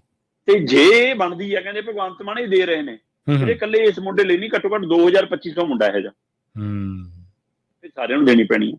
ਸੋ ਹੁਣ ਸਵਾਲ ਇਹ ਹੈ ਕਿ ਜੇਕਰ ਉਸ ਸਮੇਂ 2 ਕਰੋੜ ਦੀ ਨੌਕਰੀ 'ਚ ਸੌਦਾ ਹੋ ਰਿਹਾ ਸੀ ਕਿ ਟੈਸਟ ਵੀ ਕਲੀਅਰ, ਨੌਕਰੀ ਵੀ ਕਲੀਅਰ, ਸਾਰਾ ਕੁਝ, ਤੈਨੂੰ ਰੈਂਕ ਵੀ ਵਧੀਆ, ਤੇ ਫਿਰ ਹੁਣ ਉਹ ਕ੍ਰਾਈਟੇਰੀਆ ਅਜੇ ਵੀ ਨਹੀਂ ਪੂਰਾ, ਤਾਂ ਹੁਣ ਕ੍ਰਾਈਟੇਰੀਆ ਕਿੰਨੇ 'ਚ ਪੂਰਾ ਕਰਾਇਆ ਜਾ ਰਿਹਾ ਜੀ? ਉਹ ਵੀ ਦੱਸੋ ਫਿਰ ਹੁਣ ਕ੍ਰਾਈਟੇਰੀਆ ਕਿਵੇਂ ਪੂਰਾ ਹੋ ਰਿਹਾ ਜੀ? ਕਿਹੜਾ ਪੈਮਾਨਾ ਉਹਦਾ ਜੀ? ਪੈਮਾਨਾ ਤੁਸੀਂ ਕਹਿੰਦੇ ਹੋ ਕਿ ਅਸੀਂ ਸੰਵਿਧਾਨ 'ਚ ਸੋਧ ਕਰਕੇ ਕੈਬਨਿਟ 'ਚ ਲਿਆ ਕੇ ਮਤਾ ਪਾ ਕੇ ਉਹਨੂੰ ਪ੍ਰਵਾਨਗੀ ਦੇ ਕੇ ਕਰਾਂਗੇ, ਫਿਰ ਇਕੱਲੇ ਇੱਕ ਮੁੰਡੇ ਲਈ ਨਹੀਂ ਹੋਊਗਾ। ਫਿਰ ਤਾਂ ਜਿੰਨੇ ਇਸ ਕੈਟਾਗਰੀ 'ਚ ਆਏ ਨੇ ਇਹਨਾਂ ਨਾਲੋਂ ਵੱਧ ਨੰਬਰਾਂ ਵਾਲੇ ਵੀ ਹੈਗੇ ਨੇ ਡੀ ਕੈਟਾਗਰੀ ਵਾਲੇ। ਫਿਰ ਉਹਨਾਂ ਲਈ ਵੀ ਕੋਟਾ ਲਾਗੂ ਹੈ। ਫਿਰ ਪਹਿਲਾਂ ਸਾਰਿਆਂ ਲਈ ਕੱਢਿਓ ਇਕੱਠੀਆਂ ਨੌਕਰੀਆਂ। ਸੋ ਇਹ ਪੂਰਾ ਸਿਆਸੀ ਵਰਤਾਰਾ। ਇਹ ਨਹੀਂਗਾ ਕਿ ਚੰਨੀ ਦੇ ਟਾਈਮ ਵੀ ਭ੍ਰਸ਼ਟਾਚਾਰ ਨਹੀਂ ਹੋਇਆ ਜੀ, ਜਾਂ ਚੰਨੀ ਦੇ ਟਾਈਮ ਸੌਦੇ ਨਹੀਂ ਹੋਏ। ਮੈਂ ਕਹਿੰਦਾ ਉਹ ਜਾਂਚ ਦਾ ਵਿਸ਼ਾ ਹੈ, ਜਾਂਚ ਦਾ ਵਿਸ਼ਾ। ਜਿਹਨੂੰ ਨਹੀਂ ਮਿਲੀ ਉਹਦੇ ਨਾਲੋਂ ਜ਼ਿਆਦਾ ਜਿਹੜੇ ਲੈ ਗਏ ਉਹਨਾਂ ਦਾ ਕਰ ਲਓ। ਬਿਲਕੁਲ। ਕਿ ਕਿੱਥੇ ਕਿੱਥੇ ਕਿਹਨੇ ਦਿੱਤਾ, ਕਿਹਨੇ ਲਿੱਤਾ, ਕਿਹਨੇ ਅਜੇ ਦੇਣਾ ਹੈ। ਕਈਆਂ ਦੇ ਸੌਦੇ ਤਾਂ ਇੱਥੇ ਤਨਖਾਹ ਦੇ ਹਿਸਾਬ ਨਾਲ ਵੀ ਹੁੰਦੇ ਨੇ। ਬਿਲਕੁਲ ਬਿਲਕੁਲ। ਦੇਖਿਆ 3 ਸਾਲ 5 ਸਾਲ ਤੁਹਾਡੀ ਤਨਖਾਹ 'ਚੋਂ ਇੰਨਾ ਕਮਿਸ਼ਨ ਕਰਾਓ ਸਾਰਿਆਂ ਦੀ। ਬਿਲਕੁਲ। ਪਰ ਸਵਾਲ ਇਹ ਹੈ ਕਿ ਜੇ 3 ਮਹੀਨੇ 'ਚ ਬੰਦਾ ਏਡੇ 2-2 ਕਰੋੜ ਦੀਆਂ ਨੌਕਰੀਆਂ ਦੇਣ ਦੇ ਸੌਦੇ ਕਰ ਸਕਦਾ, ਜਿਹੜੇ ਪੌਣੇ 5 ਸਾਲ ਮੁੱਖ ਮੰਤਰੀ ਰਹਿ ਲਏ, ਜਿਹੜੇ ਪਿਛਲੇ 5-5 2 ਵਾਰ 10-10 ਸਾਲ ਲਗਾਤਾਰ ਰਹਿ ਲਏ, ਇੱਕ ਵਾਰ 5 ਸਾਲ ਪਹਿਲਾਂ ਰਹਿ ਲਏ, ਜਾਂਚ ਕਰਾਓ ਨਾ ਉਹਨਾਂ ਦੀ ਵੀ। ਬਿਲਕੁਲ, ਸਾਰਿਆਂ ਦੀ ਜਾਂਚ ਹੋਣੀ ਚਾਹੀਦੀ। ਆਪਣੀ ਵੀ ਕਰਾ ਲਓ ਕਿ 1.5 ਸਾਲ 'ਚ 3 ਮੰਤਰੀ ਤੋਰਨੇ ਪੈ ਗਏ। 2 ਮੰਤਰੀ ਤਾਂ ਘਪਲੇ ਦੋਸ਼ ਕਮਿਸ਼ਨਾਂ ਦੇ ਹਿਸਾਬ ਨਾਲ ਤੋਰੇ ਨੇ, ਕਿਤੇ ਇੱਥੇ ਵੀ ਕੁਝ ਵਿਕਤਾ ਨਹੀਂ ਰਿਹਾ। ਸੋ ਇਸ ਲਈ ਇਹ ਸਾਰਾ ਕੁਝ ਦਾਲ 'ਚ ਕਾਲਾ ਹੈ ਜੀ। ਇਹ ਸਾਰੀ ਸਿਆਸਤ ਹੈ। ਲੋਕ ਮੁੱਦਿਆਂ ਤੋਂ ਧਿਆਨ ਹਟਾ ਕੇ ਸਿਰਫ ਇੱਕ ਫਿਲਮੀ ਡਰਾਮਾ ਬਣਾਇਆ ਜਾ ਰਿਹਾ। ਅਫਸੋਸ ਹੁੰਦਾ ਹੈ, ਨਹੀਂ ਤਾਂ ਵਿਭਾਗ ਕੋਲ ਜਾਂਚ ਹੋਵੇ, ਵਿਭਾਗ ਕਾਰਵਾਈ ਕਰੇ, ਜਦੋਂ ਐਕਸ਼ਨ ਸਾਹਮਣੇ ਆ ਜਾਵੇ ਤਾਂ ਇਹ ਐਪੀਸੋਡ ਹੈ ਕਿ ਮੁੱਖ ਮੰਤਰੀ ਬੰਦੇ ਨੂੰ ਲੈ ਕੇ ਬੈਠਦਾ, ਉਹਦੇ ਮੂਹਰੇ ਏਦਾਂ ਹੋਊਗੀ। ਇਹ ਕਿਹੜਾ ਤਰੀਕਾ ਜੀ? ਸੋ ਇਸ ਲਈ ਇਹਦੇ ਵਿੱਚ ਮੈਨੂੰ ਸਿਆਸੀ ਡਰਾਮਾ ਵੱਧ ਨਜ਼ਰ ਆਉਂਦਾ। ਪੰਜਾਬ ਦੀ ਤਨਦੇਹੀ, ਪੰਜਾਬ ਦੀ ਜਵਾਨੀ ਦੇ ਲਈ ਕੁਝ ਕਰਨ ਦਾ ਹੀਲਾ ਘੱਟ ਨਜ਼ਰ ਆਉਂਦਾ, ਤੇ ਸੌਕਣਾ ਵਾਂਗ ਲੜਨ ਵਾਲਾ ਕਰ ਰਿਹਾ। ਜੀ ਬਿਲਕੁਲ। ਤੁਸੀਂ ਜਿਵੇਂ ਤਫਸੀਲ ਦੇ ਨਾਲ ਚਰਚਾ ਕੀਤੀ ਹੈ ਕਿ ਤੁਸੀਂ ਜੇ ਤੁਹਾਨੂੰ ਗਲਤ ਲੱਗਦਾ ਤੇ ਫਿਰ ਕਾਰਵਾਈ ਵੀ ਕਰੋ, ਜਾਂ ਫਿਰ ਜਿਹੜਾ ਦੂਜਿਆਂ ਤੇ ਐਲੀਗੇਸ਼ਨ ਲੱਗਦੇ ਉਹਨਾਂ ਤੇ ਕਾਰਵਾਈ ਕਦੋਂ ਕਰੋਗੇ। ਅਗਲੀ ਖਬਰ ਦੇ ਵੱਲ ਵਧੀਏ ਤੇ ਖਬਰ ਸਾਡੇ ਬਜ਼ੁਰਗਾਂ ਦੇ ਨਾਲ ਜੁੜੀ ਵੀ ਹੈ। ਬੁਢਾਪਾ ਪੈਨਸ਼ਨ ਦੀ ਗੱਲ ਕਰੀਏ ਸ਼ਰਮਾ ਜੀ, ਤੇ ਕਹਿੰਦੇ ਇਕੱਲੇ ਆਧਾਰ ਕਾਰਡ ਤੇ ਹੁਣ ਬੁਢਾਪਾ ਪੈਨਸ਼ਨ ਨਹੀਂ ਮਿਲੇਗੀ। ਪਹਿਲਾਂ ਪਿੰਡ 'ਚ ਮਿਲ ਜਾਂਦੀ ਹੁੰਦੀ ਸੀ, ਫਿਰ ਬੈਂਕ ਖਾਤੇ 'ਚ ਆਉਣ ਲੱਗ ਪਈ, ਫਿਰ ਖਾਤੇ 'ਚ ਵੀ ਨਹੀਂ ਆਈ, ਤੇ ਹੁਣ ਜਿਹਦੇ ਕੋਲ ਆਧਾਰ ਕਾਰਡ ਨਹੀਂ ਜਾਂ ਜਿਹਦਾ ਅਟੈਚ ਨਹੀਂ, ਕਿ ਉਹਨੂੰ ਵਾਕਈ ਉਹਨੂੰ ਬੁਢਾਪਾ ਪੈਨਸ਼ਨ ਨਹੀਂ ਮਿਲਣੀ। ਪ੍ਰਵੀਨ ਜੀ, ਆਪਾਂ ਪਿਛਲੇ ਦਿਨੀ ਵੀ ਉਹ ਅੰਕੜਿਆਂ ਦੇ ਹਵਾਲੇ ਨਾਲ ਗੱਲ ਕਰ ਰਹੇ ਸੀ ਕਿ ਬੁਢਾਪਾ ਪੈਨਸ਼ਨ ਦੇ ਘਪਲੇ ਬਹੁਤ ਫੜੇ ਜਾ ਰਹੇ ਹੈ, ਖਾਸ ਕਰਕੇ ਉਮਰ ਵਧਾਉਣ ਦੇ ਹਵਾਲੇ ਨਾਲ, ਹੈ ਨਾ। ਉਹ ਮਤਲਬ ਕਿ ਆਧਾਰ ਕਾਰਡ 'ਚ ਉਮਰ ਚੇਂਜ ਕਰਾ ਲਈ ਜਾਂ ਵੱਧ ਲਿਖਾ ਲਈ, ਜੀ। ਜਾਂ ਜਾਣ ਕੇ ਜਾਲੀ ਫੋਟੋ ਸਟੇਟ ਕਾਪੀ ਇਹੋ ਜਿਹੀ ਦੇਤੀ, ਹੈ ਨਾ, ਤੇ ਉਹ ਸਾਰਾ ਕੁਝ ਹੋ ਗਿਆ। ਤੇ ਇਸ ਲਈ ਇਹਦੇ ਮਸਲੇ ਤੇ ਖਾਸੇ ਧੋਖੇ ਧੜੀ ਫੜੇ ਗਏ, ਜਾਂ ਕਈਆਂ ਨੇ ਉਹ ਕ੍ਰਾਈਟੇਰੀਆ ਵੀ ਪੂਰਾ ਨਹੀਂ ਸੀ। ਖਾਸ ਕਰ ਉਮਰ ਵਾਲਾ ਹਵਾਲਾ ਖਾਸਾ ਹੁੰਦਾ ਇਹਦੇ ਵਿੱਚ। ਠੀਕ ਹੈ। ਤੇ ਇਸ ਨੂੰ ਧਿਆਨ 'ਚ ਰੱਖਦਿਆਂ ਹੀ ਉਹ ਕਪੜੇ ਬਾਦਲਾਂ ਦੇ ਸਮੇਂ ਵੀ, ਉਹ ਕਪੜੇ ਕੈਪਟਨ ਦੇ ਸਮੇਂ ਵੀ, ਤੇ ਉਹ ਹੁਣ ਵੀ ਬਰਕਰਾਰ ਸੀ। ਉਹ ਕਈਆਂ ਤੇ ਕੈਂਚੀ ਵੀ ਫਿਰੀ ਹੈ, ਕਈ ਫੜੇ ਵੀ ਗਏ ਨੇ, ਤੇ ਕਈਆਂ ਤੋਂ ਵਸੂਲੀ ਤੱਕ ਦਾ ਰਾਹ ਵੀ ਅਪਣਾਇਆ ਜਾ ਰਿਹਾ ਕਿ ਵਸੂਲ ਕਰੀਏ। ਅਧਿਕਾਰੀ ਜਾਂਦੇ ਨੇ ਪਰ ਉਹ ਕਹਿੰਦੇ ਅਸੀਂ ਵਾਪਸ ਕਰਨ ਦੀ ਸਥਿਤੀ 'ਚ ਨਹੀਂ ਹੈਗੇ, ਠੀਕ ਹੈ। ਜਾਂ ਬੇਦਖਲ ਕੀਤਾ ਹੋਇਆ ਜੀ, ਅਸੀਂ ਪਰਿਵਾਰ ਨੂੰ ਜ਼ਮੀਨ ਦੇਤੀ, ਸਾਡੇ ਨਾਂ ਹੀ ਨਹੀਂ, ਕੁਛ ਅਸੀਂ ਕਿੱਥੋਂ ਦੇਣਾ। ਸੋ ਇਹੋ ਜਿਹੇ ਢੰਗ ਤਰੀਕੇ ਚੱਲੇ। ਪਰ ਇਹਦੇ ਵਿੱਚ ਹੁਣ ਬਕਾਇਦਾ ਤੌਰ ਤੇ ਜਿਹੜਾ ਸਾਡਾ ਸਮਾਜ ਕਲਿਆਣ ਵਿਭਾਗ ਹੈ, ਉਹਨੇ ਇੱਕ ਫਾਰਮੂਲਾ ਤਿਆਰ ਕਰ ਲਿਆ ਕਿ ਭਾਈ ਹੁਣ ਕੱਲਾ ਆਧਾਰ ਕਾਰਡ ਦੇ ਕੇ ਫਾਰਮ ਭਰ ਕੇ ਬੁਢਾਪਾ ਪੈਨਸ਼ਨ ਤਾਂ ਨਹੀਂ ਮਿਲਣੀ ਜੀ। ਹੁਣ ਉਹਦੇ ਨਾਲ ਤੁਹਾਨੂੰ ਆਧਾਰ ਕਾਰਡ ਦੇ ਨਾਲ ਵੋਟਰ ਕਾਰਡ ਜਾਂ ਵੋਟਰ ਸੂਚੀ, ਕਿਉਂਕਿ ਵੋਟਰ ਸੂਚੀ ਦੇ ਵਿੱਚ ਵੀ ਬਕਾਇਦਾ ਫੋਟੋ ਤੇ ਨਾਮ ਸਾਰੀ ਜਾਣਕਾਰੀ ਹੁੰਦੀ ਹੈ। ਉਹ ਇਸ ਲਈ ਜਾਂ ਤਾਂ ਤੁਸੀਂ ਆਪਣਾ ਆਧਾਰ ਕਾਰਡ ਤਾਂ ਦੇਣਾ ਹੀ ਦੇਣਾ, ਆਧਾਰ ਕਾਰਡ ਦੇ ਨਾਲ ਤੁਸੀਂ ਵੋਟਰ ਸੂਚੀ ਜਾਂ ਵੋਟਰ ਕਾਰਡ ਵੀ ਲਾ ਸਕਦੇ ਹੋ। ਪੈਨ ਕਾਰਡ ਵੀ ਮੰਗਣਗੇ ਸ਼ਾਇਦ। ਨਹੀਂ, ਇਹ ਤੋਂ ਬਿਨਾ ਤੁਹਾਨੂੰ ਮਤਲਬ 10ਵੀਂ ਦਾ ਸਰਟੀਫਿਕੇਟ ਜਾਂ ਜਨਮ ਸਰਟੀਫਿਕੇਟ ਲਾਉਣਾ ਪੈਣਾ। ਇਹਨਾਂ ਚੋਂ ਇੱਕ ਤਾਂ ਹੁੰਦਾ ਜਨਮ ਸਰਟੀਫਿਕੇਟ ਬਣਿਆ ਤੁਹਾਡਾ, ਇੱਕ ਜਨਮ ਪ੍ਰਮਾਣ ਪੱਤਰ, ਮਤਲਬ ਜਾਂ ਬਣਵਾਉਣਾ ਪੈਂਦਾ, ਜਾਂ ਜੇ ਨਹੀਂ ਬਣੇ ਪੁਰਾਣਿਆਂ ਦੇ, ਹੈ ਨਾ। ਹਾਂਜੀ ਹਾਂਜੀ। ਤੇ ਉਹ ਨਾ, ਜਾਂ ਫਿਰ ਤੁਹਾਨੂੰ 10ਵੀਂ ਜੇ ਕਿਤੇ 10ਵੀਂ ਸਰਟੀਫਿਕੇਟ ਜਿਹਦੇ ਵਿੱਚ ਜਨਮ ਮਿਤੀ ਹੁੰਦੀ ਹੈ। ਸੋ ਇਸ ਲਈ ਉਹਨੇ ਲਾਜ਼ਮੀ ਕਰਤਾ ਕਿ ਫਾਰਮ ਭਰਨ ਦੇ ਨਾਲ ਆਧਾਰ ਕਾਰਡ ਵੀ ਲੱਗੂਗਾ। ਉਸ ਤੋਂ ਇਲਾਵਾ ਤੁਸੀਂ ਆਪਣਾ ਵੋਟਰ ਕਾਰਡ ਜਾਂ ਵੋਟਰ ਸੂਚੀ ਦੀ ਕਾਪੀ ਵੀ ਲਾ ਸਕਦੇ ਹੋ, ਤੇ ਨਹੀਂ ਤਾਂ ਫਿਰ ਤੁਹਾਨੂੰ 10ਵੀਂ ਦਾ ਸਰਟੀਫਿਕੇਟ ਤੇ ਆਪਣਾ ਜਨਮ ਪ੍ਰਮਾਣ ਪੱਤਰ, ਜਨਮ ਸਰਟੀਫਿਕੇਟ ਤਾਂ ਲਾਉਣਾ ਹੀ ਪੈਣਾ। ਸੋ ਆਧਾਰ ਕਾਰਡ ਤੇ ਜਨਮ ਮਿਤੀ ਵਾਲਾ ਦਸਤਾਵੇਜ਼, ਇਹ ਦੋ ਚੀਜ਼ਾਂ ਹੁਣ ਲਾਜ਼ਮੀ ਕਰਤੀਆਂ। ਨਹੀਂ ਫਿਰ ਇਹ ਤੋਂ ਬਿਨਾਂ ਹੁਣ ਪੁਰਾਣਿਆਂ ਨੂੰ ਵੀ ਇਹ ਸੋਧ ਕਰਕੇ ਦੁਬਾਰਾ ਜਦੋਂ ਫਾਰਮ ਭਰਾਏ ਜਾਣਗੇ ਜਾਂ ਦੁਬਾਰਾ ਉਹਨਾਂ ਤੋਂ ਮੰਗੇ ਜਾਣਗੇ ਉਹ ਵੀ, ਤੇ ਨਵਾਂ ਜਿਹਨੇ ਅਪਲਾਈ ਕਰਨਾ ਉਹ ਵੀ। ਤੇ ਬਕਾਇਦਾ ਤੌਰ ਤੇ ਪੰਜਾਬ ਦੇ ਵਿਭਾਗ ਦੇ ਸਮਾਜ ਕਲਿਆਣ ਵਿਭਾਗ ਨੇ ਸਪਸ਼ਟ ਕਰਤਾ ਕਿ ਹੁਣ ਭਾਈ ਇਹਦੇ 'ਚ ਨਰਮੀ ਨਹੀਂ ਹੋਊਗੀ, ਧੋਖਾਧੜੀ ਨਹੀਂ ਹੋਊਗੀ, ਇਸ ਨੂੰ ਇਸ ਤਰ੍ਹਾਂ ਲਵਾਂਗੇ। ਪਰ ਲੱਭਣ ਵਾਲੇ ਨੇ ਅਜੇ ਵੀ ਚੋਰ ਮੋਰੀ ਲੱਭ ਲੈਣੀ ਹੈ ਜੀ, ਕਿਹੜੀ ਚੀਜ਼ ਦਾ ਹਿੱਲਾ ਨਹੀਂ ਕਰਨੇ ਆਪਣੇ ਜਗਾੜੀ ਬੰਦੇ। ਸੋ ਇਹਦੇ ਵਿੱਚ ਵੀ ਜਗਾੜ ਹੋਊਗਾ, ਜੇ ਕੋਈ ਸਰਕਾਰ ਦੇ ਪੱਧਰ ਤੇ ਹੋਊਗਾ, ਜਿਨ੍ਹਾਂ ਨੇ ਲਾਗੂ ਕਰਨਾ ਹੁੰਦਾ ਉਹੀ ਸਕੀਮ ਦੱਸਦੇ ਹੁੰਦੇ ਆ ਜ਼ਿਆਦਾਤਰ। ਬਿਲਕੁਲ ਸਹੀ। ਕਿਆ ਕਰ ਲਓ, ਸੋ ਇਸ ਲਈ ਰਾਹ ਉਹੀ ਦੱਸਦੇ ਆ ਜੀ ਜੀ। ਕਹਿੰਦੇ ਕਿ ਜਿਹੜਾ ਪਜਾਮਾ ਸਿਉਂਦਾ ਉਹ ਨਾਲ ਰੱਖਣ ਨੂੰ ਆਪੇ ਥਾਂ ਬਣਾ ਦਿੰਦਾ। ਸੋ ਇਸ ਲਈ ਇਹਨਾਂ ਨੇ ਆਪੇ ਥਾਂ ਦੱਸ ਦੇਣੀ ਹੈ ਕਿ ਇੱਥੇ ਗੜਬੜ ਵੀ ਹੋ ਸਕਦੀ ਹੈ। ਪਰ ਫਿਰ ਵੀ ਇਹ ਪਹਿਲ ਕਦਮੀ ਸ਼ਲਾਘਾਯੋਗ ਹੈ ਕਿ ਪੁਰਾਣੇ ਕੱਪੜੇ ਖਜ਼ਾਨੇ ਚੋਰ ਮੋਰੀਆਂ, ਤੇ ਬਸ ਘੱਟੋ ਘੱਟ ਇਹ ਹੈ ਕਿ ਅਕਾਲੀਆਂ ਸਮੇਂ ਅਕਾਲੀਆਂ ਨੂੰ ਵੱਧ ਪੈਨਸ਼ਨਾਂ ਮਿਲਦੀਆਂ ਰਹੀਆਂ, ਕਾਂਗਰਸ ਦੇ ਸਮੇਂ ਕਾਂਗਰਸੀਆਂ ਨੂੰ, ਜਿਹਨਾਂ ਨੂੰ ਲੋੜਵੰਦ ਹੈ ਉਹ ਵਿਚਾਰੇ ਧੱਕੇ ਖਾਂਦੇ ਨੇ। ਉਹਨਾਂ ਦੇ ਗੋਡੇ ਘਿਸ ਜਾਂਦੇ ਨੇ, ਉਹਨਾਂ ਦੀ ਚੱਪਲਾਂ ਘਿਸ ਜਾਂਦੀਆਂ ਨੇ, ਤੇ ਜਿਹੜੇ ਪਹੁੰਚ ਵਾਲੇ ਹੁੰਦੇ ਨੇ ਉਹ ਬੁੜੇ ਹੋਣ ਨਾ ਵੀ ਹੋਣ, ਜ਼ਮੀਨ ਜਾਇਦਾਦ ਜਿੰਨੀ ਮਰਜ਼ੀ ਹੋਵੇ, ਪੁੱਤ ਧੀ ਪੁੱਤ ਜਿੰਨੇ ਮਰਜ਼ੀ ਵੱਡੇ ਹੋ ਜਾਣ, ਉਹਨਾਂ ਨੂੰ ਪੈਨਸ਼ਨ ਤਾਂ ਵੀ ਮਿਲ ਜਾਂਦੀ। ਤੇ ਇਸ ਲਈ ਕਿਤੇ ਉਹ ਵਰਤਾਰਾ ਚੱਲੇ, ਅਕਾਲੀਆਂ ਦੇ ਖਾਸ ਅਕਾਲੀ ਲੈ ਗਏ, ਕਾਂਗਰਸ ਦੇ ਸਮੇਂ ਕਾਂਗਰਸੀ ਖਾਸ ਲੈ ਗਏ, ਤੇ ਹੁਣ ਆਪ ਵਾਲਿਆਂ ਦੇ ਚਿਹਤੇ ਆਪ ਲੈ ਜਾਣ। ਤੇ ਆਪ ਦੇ ਚਿਹਤੇ ਉਹ ਨੇ ਜਿਹੜੇ ਕਦੇ ਅਕਾਲੀ ਤੇ ਕਾਂਗਰਸੀਆਂ ਦੇ ਰਹੇ ਨੇ, ਕੋਈ ਨਵੇਂ ਤਾਂ ਆਏ ਨਹੀਂ। ਜੀ ਜੀ ਜੀ। ਸੋ ਇਸ ਲਈ ਇਹ ਤੇ ਪਰ ਵੀ ਗੌਰ ਕਰਨ ਦੀ ਲੋੜ ਹੋਏਗੀ। ਬਿਲਕੁਲ ਸਹੀ ਹੈ। ਤੁਸੀਂ ਕੋਈ ਨਵੇਂ ਤਾਂ ਆਏ ਨਹੀਂ, ਤੇ ਪਰ ਇਹ ਵੀ ਗੱਲ ਜਾਇਜ਼ ਮੰਨਣੀ ਪਊਗੀ ਸ਼ਰਮਾ ਜੀ, ਵੀ ਜਦੋਂ ਕਾਂਗਰਸ ਦੀ ਸਰਕਾਰ ਬਣੀ ਸੀ ਤੇ ਉਦੋਂ ਲੱਖ ਤੋਂ ਵੱਧ ਪੈਨਸ਼ਨਰ ਜਿਹੜੇ ਆ ਉਹ ਜਾਲੀ ਨਿਕਲੇ ਸੀਗੇ। 2017 ਤੋਂ ਬਾਅਦ ਜਦੋਂ ਕਾਂਗਰਸ ਸੱਤਾ ਦੇ ਵਿੱਚ ਆਉਂਦੀ ਹੈ, ਤਾਂ ਹੁਣ ਵੀ ਜੇਕਰ ਇਹਨਾਂ ਚੀਜ਼ਾਂ ਦੀ ਵਾਕਈ ਪੜਚੋਲ ਹੋ ਜਾਵੇ ਤਾਂ ਪਤਾ ਲੱਗ ਜੂਗਾ ਕਿ ਖੜਾ ਕਿੱਥੇ ਹੈ। ਪਰ ਬਜ਼ੁਰਗਾਂ ਨੂੰ ਬੁਢਾਪਾ ਪੈਨਸ਼ਨ ਦੇਣੀ ਹੈ ਨਾ ਸ਼ਰਮਾ ਜੀ, ਤੇ ਉਹਦਾ ਤਰੀਕਾ ਸਰਲ ਹੋਣਾ ਚਾਹੀਦਾ ਮੇਰੇ ਖਿਆਲ ਦਾ। ਹਾਂ ਬਿਲਕੁਲ। ਕਿਉਂਕਿ ਬਜ਼ੁਰਗ ਬੰਦਾ, ਪਹਿਲੀ ਗੱਲ ਤਾਂ ਜਦੋਂ, ਕਿਉਂ ਆਪਾਂ ਪਿੰਡਾਂ ਦੇ ਵਿੱਚੋਂ ਹੀ ਆ, ਜਦੋਂ ਬੰਦਾ ਬੈਂਕ ਜਾਂਦਾ ਤੇ ਉਹ ਕੋਈ 150 ਲਾ ਕੇ ਜਾਂਦਾ, ਕਿਉਂਕਿ ਬੱਸ ਤੇ ਇੱਕ ਜਾਣ ਜੋਗਾ ਤਾਂ ਉਹ ਹੈ ਨਹੀਂ, ਜਾਂ 3 ਵੀਲਰ ਤੇ ਉਹ ਕਿਸੇ ਕਾਰ ਵਾਲੇ ਨੂੰ ਕਹੂ ਜਾਂ ਮੋਟਰਸਾਈਕਲ ਵਾਲੇ ਨੂੰ ਕਹੂਗਾ। ਦੂਜੀ ਗੱਲ ਇਹ ਹੈ ਕਿ ਬੈਂਕਾਂ 'ਚ ਜਾ ਕੇ ਖੱਜਲ ਖੁਆਰੀਆਂ ਨੇ, ਹਰੇਕ ਬੰਦਾ ਗੱਲ ਨਹੀਂ ਸੁਣਦਾ। ਬੈਂਕ ਦੇ ਵਿੱਚ ਬੈਠਾ ਹਰੇਕ ਬੰਦਾ ਤਾਂ ਸੁਣਦਾ ਹੀ ਨਹੀਂ, ਵੈਸੇ ਹੀ ਤੁਹਾਨੂੰ ਪਤਾ ਹੀ ਹੈ ਬੈਂਕਾਂ ਦਾ ਸਿਸਟਮ। ਸੋ ਜਿਹੜਾ ਇੱਕ ਵਾਰੀ ਪਹਿਲਾਂ ਸਰਕਾਰੀ ਬੈਂਕ ਵਾਲੇ ਤਾਂ ਫਾਰਮ ਨਹੀਂ ਭਰਦੇ, ਆਪ ਕਹਿਣਗੇ ਫਾਰਮ ਭਰ ਕੇ ਲਿਆ, ਪਹਿਲਾਂ ਫਾਰਮ ਭਰ ਕੇ ਲਿਆ। ਬਿਲਕੁਲ ਸਹੀ ਹੈ।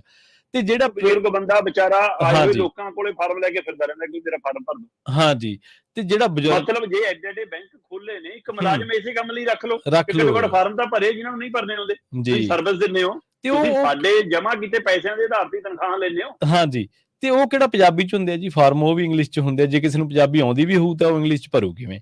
ਤੇ ਜਿਹੜੀ ਅਖੀਰਲੀ ਗੱਲ ਮੈਂ ਕਰਦਾ ਸੀ ਉਹ ਸੀਗਾ ਵੀ ਪਹਿਲਾਂ ਸਰਪੰਚਾਂ ਨੂੰ ਇਹ ਜ਼ਿੰਮੇਵਾਰੀ ਦਿੱਤੀ ਗਈ ਸੀ, ਪਰ ਕਿਉਂਕਿ ਹੁਣ ਪਿੰਡਾਂ ਦੇ ਵਿੱਚ ਧੜੇਬੰਦੀ ਹੈ, ਮੰਨ ਲਓ ਇੱਕ ਧੜੇ ਦਾ ਸਰਪੰਚ ਬਣ ਗਿਆ, ਦੂਜਾ ਧੜਾ ਕਹਿੰਦਾ ਅਸੀਂ ਇਹਨਾਂ ਦੇ ਥੜੇ ਨਹੀਂ ਚੜ੍ਹਨਾ, ਤੇ ਉੱਥੇ ਉਹ ਚੱਕਰ ਪੈ ਗਿਆ। ਸੋ ਇਹ ਵਿਵਸਥਾ ਬੇਸ਼ੱਕ ਹੌਲੀ ਹੌਲੀ ਠੀਕ ਹੋਊਗੀ, ਪਰ ਇਹਨੂੰ ਸਰਲ ਕਰਨਾ ਬੇਹੱਦ ਜ਼ਰੂਰੀ ਆ।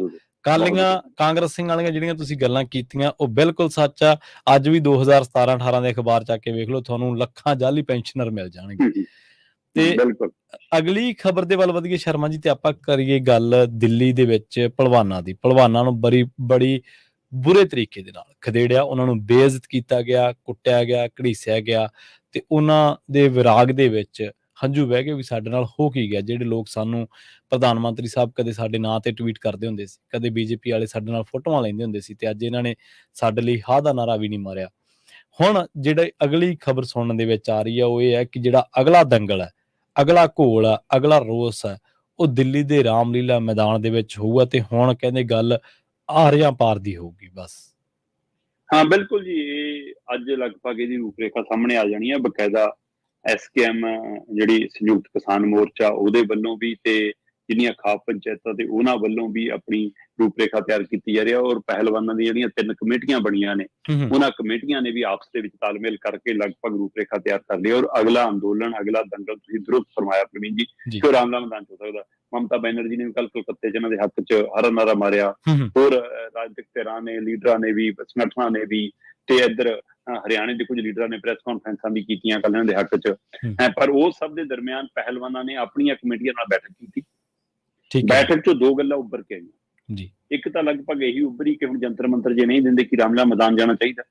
ਦੂਸਰੇ ਪਾਸੇ ਰਾਮਲੀਲਾ ਦੇ ਮੈਦਾਨ ਦੇ ਵੱਲ ਇਹ ਵੀ ਵਿਚਾਰਿਆ ਗਿਆ ਕਿ ਕਿਸਾਨਾਂ ਨੂੰ ਵੀ ਰਾਮਲੀਲਾ ਮੈਦਾਨ ਦਿੰਦੇ ਸੀ, ਪਰ ਕਿਸਾਨ ਗਏ ਨਹੀਂ। ਉਹ ਜਾਂ ਦੂਆ ਗਰਾਊਂਡ ਦਿੰਦੇ ਸੀ, ਬਾਅਦ ਚ ਉੱਥੇ ਗਏ ਨਹੀਂ। ਉਹਦਾ ਵੀ ਕਾਰਨ ਸੀਗਾ ਕਿ ਬਰਾੜੀ ਜਿਹੜਾ ਦਿੰਦੇ ਸੀ ਕਿ ਨਹੀਂ, ਉਹ ਕਹਿੰਦੇ ਕਿ ਇੱਥੇ ਸਾਨੂੰ ਘੇਰਾਬੰਦੀ ਕਰਕੇ ਬੰਦੇ ਰੱਖਣਗੇ ਅੰਦਰ, ਨਾ ਮੀਡੀਆ ਆਉਣ ਦੇਣ, ਨਾ ਕੱਲ ਨੂੰ ਕਿਸੇ ਨੂੰ ਆਉਣ ਦੇਣ, ਫਿਰ ਕੀ ਕਰੋਗੇ? ਘੱਟੋ ਘੱਟ ਜੰਤਰ ਮੰਤਰ ਕਿਸੇ ਨੂੰ ਰੋਕ ਤਾਂ ਨਹੀਂ ਸਕਦੇ ਸੀ, ਜਨਤਕ ਥਾਂ ਸੀ ਜੀ। ਬਿਲਕੁਲ। ਸੋ ਇਸ ਲਈ ਕਿ ਰਾਮਲੀਲਾ ਮੈਦਾਨ ਲੈਣ ਤੋਂ ਬਾਅਦ ਕਿਤੇ ਇਹ ਨਾ ਹੋਵੇ ਕਿ ਗੇਟ ਬਾਅਦ ਚੋਂ ਪੁਲਿਸ ਬੰਦ ਕਰ ਦਿਓ ਕਿ ਬੈਠੇ ਰਹੋ ਅੰਦਰ। ਇੱਥੇ ਵੀ ਜੰਤਰ ਮੰਤਰ ਤੇ ਵੀ ਇਹਨਾਂ ਦਾ ਖਾਣਾ ਪਾਣੀ, ਸਰਾਣਾ, ਮੰਜਾ, ਬਿਸਤਰਾ ਆਉਣ ਤੋਂ ਵੀ ਰੋਕਿਆ ਜਾ ਰਿਹਾ ਸੀ ਜੀ। ਸੋ ਇਸ ਲਈ ਇਹ ਵੀ ਇੱਕ ਸਵਾਲ ਖੜਾ। ਪਰ ਦੂਸਰੇ ਪਾਸੇ ਦੂਆ ਪਹਿਲੂ ਕਿ ਰਾਮਲੀਲਾ ਮੈਦਾਨ ਜਾਣਾ ਤੇ ਕਰਨਾ ਕੀ ਆ, ਉੱਥੇ ਭੁੱਖ ਹੜਤਾਲ ਕਰਨੀ ਹੈ ਕਿ ਮਰਨ ਵਰਤ, ਇਹਦੇ ਪਰ ਵੀ ਰਾਏ ਬਣ ਰਹੀ ਹੈ। ਇੱਕ ਰਾਏ ਤਾਂ ਬਣ ਰਹੀ ਹੈ ਕਿ ਚੇਨ ਭੁੱਖ ਹੜਤਾਲ ਕਰੋ, ਹੈ ਨਾ, ਕਿ ਚਾਹੇ 24 ਘੰਟੇ ਚਾਹੇ 48 ਘੰਟੇ। ਫਿਰ ਦੂਸਰੇ ਤੇ ਕੁਝ ਪਹਿਲਵਾਨ ਕਹਿੰਦੇ ਕਿ ਇਹਦੇ ਨਾਲ ਸਰਕਾਰ ਤੇ ਅਸਰ ਨਹੀਂ ਪੈਣਾ। ਇੱਕ ਤਾਂ ਰਾਮਲੀਲਾ ਮੈਦਾਨ ਤੇ ਉਹਨਾਂ ਨੇ ਪਹਿਲਾਂ ਹੀ ਦਰਕਨਾਰ ਕਰ ਦੇਣਾ ਆਪਾਂ ਨੂੰ। ਦੂਜਾ, ਜੇ ਭੁੱਖ ਹੜਤਾਲ ਕੀਤੀ ਉਹਨਾਂ ਨੇ ਕਹਿਣਾ ਬੈਠੇ ਰਹੋ, ਲੜੀ ਵਾਰਿਆ ਅੱਜ ਕੱਲ ਕੋਈ ਇੱਕ ਦਿਨ ਕੋਈ 2 ਦਿਨ ਨਾਲ ਕੀ ਹੈ, ਵਰਤ ਇੰਨਾ ਕੁ ਆਪਾਂ ਆਮ ਰੱਖਦੇ ਹਾਂ। ਉਹ ਕਹਿੰਦੇ ਉਹਨਾਂ ਨੂੰ ਮਰਨ ਵਰਤ, ਤੇ ਮਰਨ ਵਰਤ ਦੇ ਵਿੱਚ ਆ ਰਿਹਾ ਕਿ ਪਹਿਲਾਂ ਸਾਕਸ਼ੀ ਮਲਿਕ ਤੇ ਵਿਨੇਸ਼ ਫੋਗਟ ਬੈਠਣਗੇ, ਤੇ 2 ਜਣਿਆਂ ਨੂੰ ਮਰਨ ਵਰਤ ਤੇ ਬੈਠਣਗੇ, ਤੇ ਬਾਕੀ ਪਹਿਲਵਾਨ ਨਾਲ ਸਮਰਥਨ ਚਾਉਣਗੇ। ਸੋ ਇਹਦੀ ਰੂਪਰੇਖਾ ਵੀ ਦੇਖੀ ਜਾ ਸਕਦੀ ਹੈ। ਜੇਕਰ ਅਜਿਹਾ ਹੁੰਦਾ ਤਾਂ ਬਿਲਕੁਲ ਇਹ ਦੰਗਲ ਵੱਡਾ ਵੀ ਹੋਏਗਾ ਤੇ ਆਰ ਪਾਰ ਦੀ ਜੰਗ ਦਾ ਵੀ ਹੋਗਾ, ਜੇਕਰ ਇਹ ਭੁੱਖ ਹੜਤਾਲ ਮਰਨ ਵਰਤ ਦੇ ਰੂਪ ਚ ਹੋਈ। ਸੋ ਇਸ ਲਈ ਦੇਖਣ ਵਾਲੀ ਗੱਲ ਹੈ। ਪਰ ਅਫਸੋਸ ਹੈ ਸਰਕਾਰ ਦੇ ਰਵੱਈਏ ਤੇ, ਸਰਕਾਰ ਦੀ ਨਜ਼ਰਸਾਨੀ ਤੇ ਦੂਸਰੇ ਪਾਸੇ ਹਵਾਲੇ ਨਾਲ ਅਧਿਕਾਰੀਆਂ ਦੇ ਵੱਲ ਖਬਰ ਆਈ ਜਾਂਦੀ ਹੈ ਕਿ ਨਹੀਂ ਜੀ ਇਹਨਾਂ ਦਾ ਤਾਂ ਮਤਲਬ ਕਿ ਹੈ ਹੀ ਨਹੀਂ, ਕੋਈ ਸਬੂਤ ਹੀ ਨਹੀਂ ਸਾਡੇ ਕੋਲ ਜਿਹਦੇ ਆਧਾਰ ਤੇ ਨੂੰ ਫੜ ਲਈਏ। ਤੇ ਉਧਰ ਦਿੱਲੀ ਪੁਲਿਸ ਕਹਿੰਦੀ ਨਹੀਂ ਜੀ ਸਬੂਤ ਅਜੇ ਗੱਲ ਕਿਵੇਂ ਕਰ ਲਓਗੇ, ਜਿੱਦਾਂ ਜਾਂਚ ਚੱਲਦੀ ਹੈ ਜੀ ਸਾਡੀ, ਅਜੇ ਤੱਕ ਜਾਂਚ ਵੀ ਕੰਪਲੀਟ ਨਹੀਂ। ਜਾਂਚ ਕੰਪਲੀਟ ਹੋਣ ਤੋਂ ਬਾਅਦ ਦੇਖਾਂਗੇ। ਜੋ ਲਾਗ ਠਾਕ ਕਹਿੰਦਾ ਖਿਡਾਰੀ ਭਰੋਸਾ ਰੱਖਣ ਸਾਡੇ ਤੇ, ਇਹ ਏਦਾਂ ਇਹੋ ਜਿਹੀ ਕੋਈ ਗਲਤੀ ਨਾ ਕਰਨ। ਮਤਲਬ ਕਮਾਲ ਹੈ ਜਨਾਬ, ਤੁਸੀਂ ਇਹਨਾਂ ਬੱਚਿਆਂ ਦੀ ਗੱਲ ਸੁਣਨ ਦੀ ਬਜਾਏ ਇੱਕ ਉਸ ਬੰਦੇ ਦੀ ਗੱਲ ਸੁਣਦੇ ਹੋ ਜਿਹਦੇ ਪਰ ਪਹਿਲਾਂ ਤੋਂ 85 FIR। ਬਿਲਕੁਲ ਬਿਲਕੁਲ। ਭਰੋਸਾ ਤੁਹਾਡੇ ਤੇ ਕਾਹਦਾ ਰੱਖਣ? ਤੁਸੀਂ ਜਿਹੜੀ ਆ ਉਹਦੀ FIR ਮਸਾਂ ਦਰਜ ਕੀਤੀ ਹੈ ਤੇ ਉਸ ਤੋਂ ਬਾਅਦ ਗ੍ਰਿਫਤਾਰੀ ਕਰਾਉਣ ਦੇ ਲਈ ਉਹਨਾਂ ਨੂੰ ਪਾਪੜ ਵੇਲਣੇ ਪੈ ਰਹੇ ਆ। ਭਰੋਸਾ ਕਾਹਦੇ ਤੇ ਰੱਖਣੋਂ ਤਾਂ ਕਹਿੰਦੇ ਪਹਿਲਵਾਨਾਂ ਨੂੰ ਆਵਾਜ਼ ਤੱਕ ਨਹੀਂ ਕੱਢਣ ਦਿੰਦਾ ਬੰਦਾ। ਤੇ ਜਿਹੜਾ ਬੰਦਾ ਪ੍ਰਧਾਨ ਮੰਤਰੀ ਕੋਲੇ ਜਿਹਦੀਆਂ ਗੱਲਾਂ ਗਈਆਂ ਹੋਣ ਤੇ ਉਹ ਬੇਪਰਵਾਹ ਹੋਵੇ, ਉਹ ਉਸ ਮਾਮਲੇ ਦੇ ਵਿੱਚ ਭਰੋਸਾ ਕਿੱਥੋਂ ਬਰਕਰਾਰ ਰਹੂਗਾ? ਨਹੀਂ। ਸ਼ਰਮਾ ਜੀ, ਇਹ ਬਿਲਕੁਲ ਸਹੀ ਹੈ ਕਿ ਸੋਚਿਆ ਜਾਣਾ ਚਾਹੀਦਾ ਹੈ ਕਿ ਕਿੱਥੇ ਧਰਨਾ ਦੇਣਾ ਚਾਹੀਦਾ ਹੈ। ਸੰਘਰਸ਼ ਦੇ ਦਰਮਿਆਨ ਤੁਹਾਨੂੰ ਕਈ ਸਟ੍ਰੈਟਜੀਜ਼ ਬਣਾਉਣੀਆਂ ਪੈਂਦੀਆਂ ਤੇ ਕਈ ਵਾਰੀ ਬਦਲਣਾ ਵੀ ਪੈਂਦਾ, ਮੌਕੇ ਤੇ ਐਕਸ਼ਨ ਪਲਾਨ ਬਦਲਣਾ ਵੀ ਪੈ ਜਾਂਦਾ। ਜਾਂਦਿਆਂ ਦੀ ਗੱਲ ਕਰੀਏ ਬਿਜਲੀ ਦੀ, ਕਹਿੰਦੇ ਬਿਜਲੀ ਮੰਤਰੀ ਦੀ ਮੀਟਿੰਗ ਦੇ ਵਿੱਚ ਬਿਜਲੀ ਗੁੱਲ ਹੋ ਗਈ।